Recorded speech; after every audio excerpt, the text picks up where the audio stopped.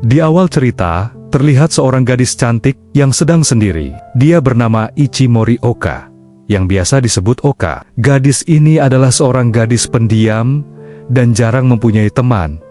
Dia introvert. Saat berjalan sendiri, Oka berpapasan dengan temannya yang bernama Remi. Dia sering membuli Oka di sekolah. Dan pada kali ini, dia mendorong tubuh Oka hingga terjatuh. Dan Remi juga berkata, kalau Oka sudah memilih sekolah yang salah, ucapnya dengan nada menyindir. Diperlakukan seperti itu oleh Remi, Oka hanya diam dan tidak berani melakukan perlawanan pada gadis itu. Dan tak lama, datang seorang pria mendekati pada Oka. Dia membawa sebotol soda lemon yang warnanya sama dengan warna rambutnya. Dia mengatakan pada Oka, kalau Oka lebih baik bersekolah sama dengannya. Karena di sekolah ini, kamu tidak aman. Kalau nanti kamu bersekolah sama denganku, aku akan menjaga kamu, agar kamu aman selalu. Setelah mengatakan itu, si pria itu pun pergi meninggalkan Oka.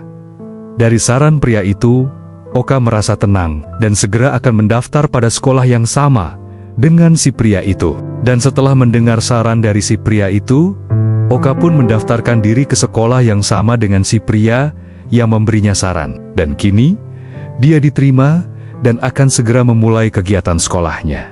Pagi itu, Oka menggayuh sepedanya dengan kuat. Dia sekarang sedang menuju sekolah barunya dengan penuh semangat dan penuh harapan. Namun saat sampai di sekolah, Oka tercebor oleh minuman yang sengaja diseborkan oleh seorang pria berambut pirang.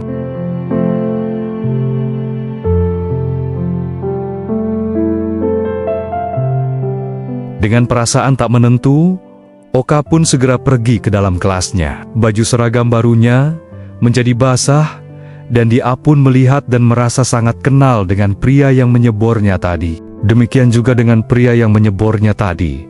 Dia ingat pada gadis itu. Bukankah dia gadis yang pernah dia bantu?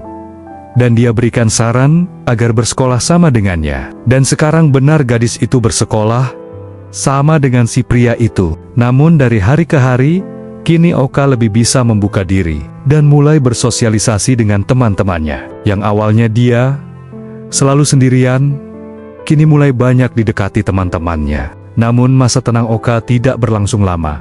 Saat itu, kembali si Remi dengan gengnya itu kembali memperdaya Oka dengan sikap-sikap mencemooh dan mengejek. Dengan mengatakan, kalau Oka meski pindah ke sekolah ini, tetap saja orang kampungan macam kamu, bakal jadi bulan-bulanan anak-anak di sekolah di sini. Ucapnya dengan nada mengancam.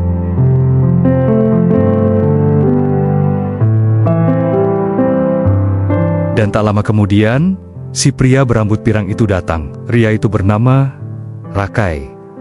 Dia mencoba menolong Oka yang selalu jadi bahan ejekan si Remi and the gang. Dengan penuh perhatian, pria yang bernama Rakai ini menenangkan Oka. Juga Rakai berkata pada Remi dan gengnya, agar jangan mengganggu Oka lagi. Bila itu terjadi lagi, siap-siap berhadapan dengannya, ucap Rakai pada Remi. Dan semenjak Oka dibela oleh Rakai, Oka kini menjalani hari-hari dengan penuh ketenangan dan sukacita yang luar biasa. Oka pun jadi ingat pada Rakai yang telah menjadi pahlawan buatnya.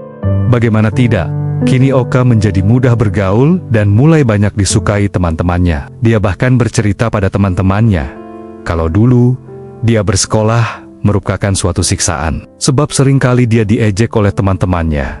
Bahkan, ada juga yang sampai membulinya. Tapi kini Oka bagai burung yang terlepas dari sangkarnya.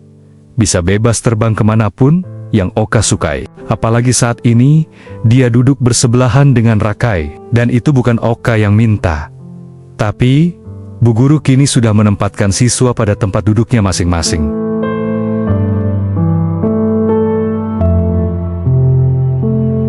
Siang itu, Kei sedang berdua dengan temannya yang bernama Tomoya. Moya mengatakan pada Kei kalau Kei sudah terlalu jauh dengan Oka, dan Moya menganggap kalau Rakai sudah suka pada Oka. Namun Rakai tidak mengakuinya pada Tomoya. Rakai memang terlihat periang, padahal sebetulnya dia punya pribadi yang tertutup dan introvert. Tidak semua orang bisa dekat dengannya. Dan pada sore hari, Rakai mengajak Oka untuk bersepeda santai sambil belajar diskusi karena besoknya akan ada ujian semester. Sambil belajar, mereka pun bersama teman lainnya diajak makan oleh Rakai sambil berdiskusi tentang mata pelajaran yang akan ujian semester. Dan saat itu, datang ke tempat itu, gadis cantik bernama Sherina.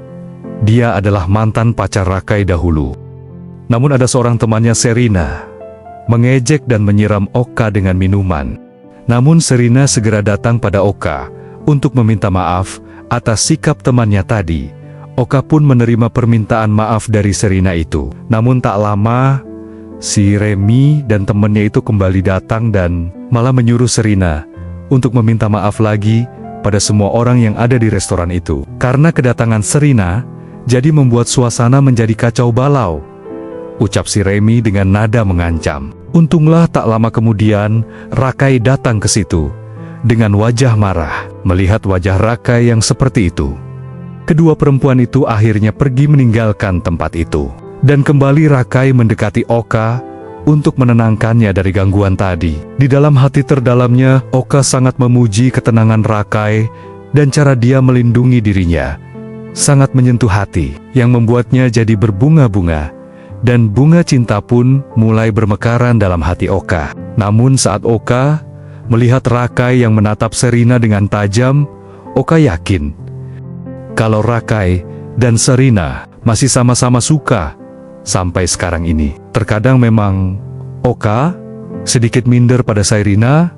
Bagaimana tidak, Sherina terlihat sangat cantik, pintar, juga sopan dan baik hati pada semua orang. Yang pada hari berikutnya, Oka kini merasa tidak perlu lagi dekat-dekat dengan Rakai, dan di dalam kelas pun, Oka selalu menghindar bila dekat dengan Rakai. Oka kini akan berusaha untuk tidak lagi dekat dengan Rakai, karena dia tahu, hati Rakai hanya untuk Sherina menurut Oka. Jadi, sekuat tenaga, kini Oka harus move on dari Rakai, dan akan terus mencobanya. Namun pada saat ada kegiatan di sekolah, Rakai mencoba mendekati Oka.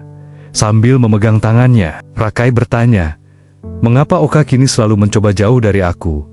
ucap Rakai dengan bingung. Oka yang tangannya dipegang erat oleh Rakai menjadi berdebar, sebab hatinya tidak bisa dibohongi. Kalau Oka sudah mencintai Rakai, lalu karena merasa grogi, Oka pun melepaskan tangannya dan mencoba pergi dari tempat itu. Dalam hatinya, Oka pun sebenarnya sudah jatuh cinta pada Rakai. Namun, dia belum berani mengatakannya. Sebetulnya Rakai adalah seorang siswa yang hidup sebatang kara. Dia untuk memenuhi kebutuhan sehari-harinya harus bekerja pada malam harinya. Selain berjualan keliling, dia juga bekerja di sebuah bar untuk bisa terus melanjutkan sekolahnya. Keberadaan Rakai itu hanya diketahui oleh beberapa teman dekat Rakai saja. Dan saat Oka datang ke tempat Rakai mengontrak, Rakai sedang sakit. Badannya sangat lemah dan seperti kurang istirahat. Melihat itu, Oka jadi amat sedih dan segera ingin menolong Rakai. Oka pun akhirnya dengan penuh perhatian merawat Rakai dengan kasih sayangnya. Mendapat perlakuan dari Oka yang sedemikian tulusnya, Rakai pun merasa berterima kasih atas kebaikan Oka. Namun, tetap saja hati Oka sering tidak nyaman melihat Rakai yang dalam kesehariannya selalu didekati perempuan di sekolah itu. Dan Rakai mendapat teguran dari Tomoya kalau Rakai harus menjaga sikap pada Oka. Karena dengan Rakai yang sering berkumpul dengan para gadis di sekolahnya, membuat Oka menjadi resah dan cemburu, ucap Tomoya pada Rakai. Mendengar teguran dan saran dari Tomoya, Rakai pun sangat menyadarinya dan akan meminta maaf pada Oka. Dan benar saja, saat pulang sekolah, di depan para siswa di sekolah, Rakai mengatakan penyesalannya akan sikap yang kurang peka pada Oka. Karena dalam hati terdalamnya, sejak lama, Rakai sangat mencintai Oka. Mendengar ungkapan yang jujur dan tulus dari Rakai, Oka pun menerima permintaan maafnya, dan sekaligus cinta mereka berdua tidak bertepuk sebelah tangan.